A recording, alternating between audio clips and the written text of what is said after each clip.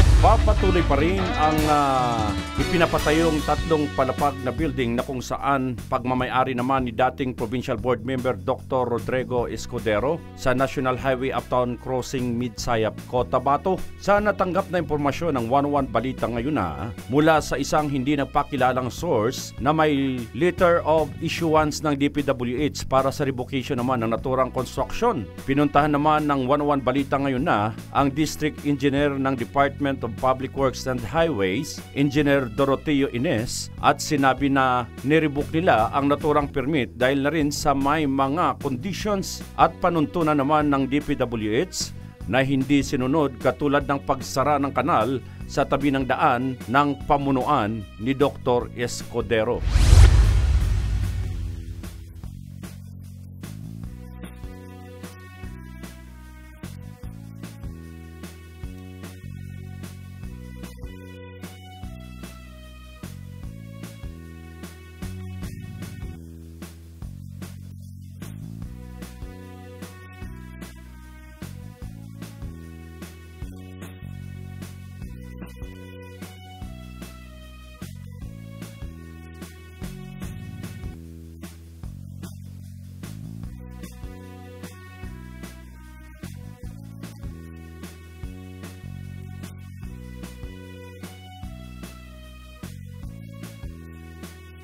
Ayon pa rin kay Engineer Ines, nagpadala ito ng sulat kay Escudero para ipaalam dito ang revocation na ginawa ng kanilang opisina. May kaugnayan naman sa mga conditions na una na ring ipinaabot dito.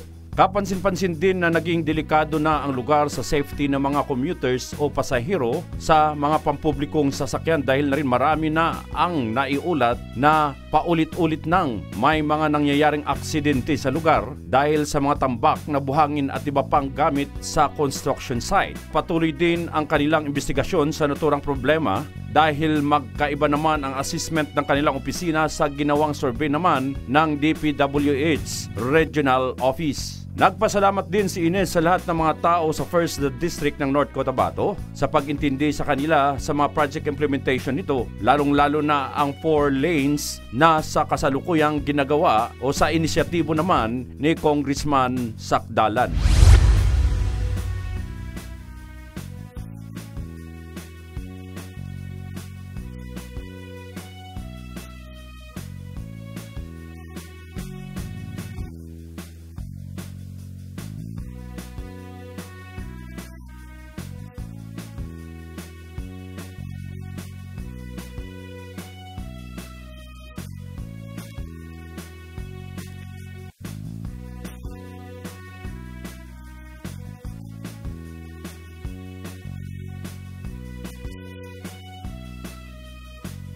Mula dito sa District Office ng DPWH para sa 101 Balita ngayon na, Benny Keman nag-uulat.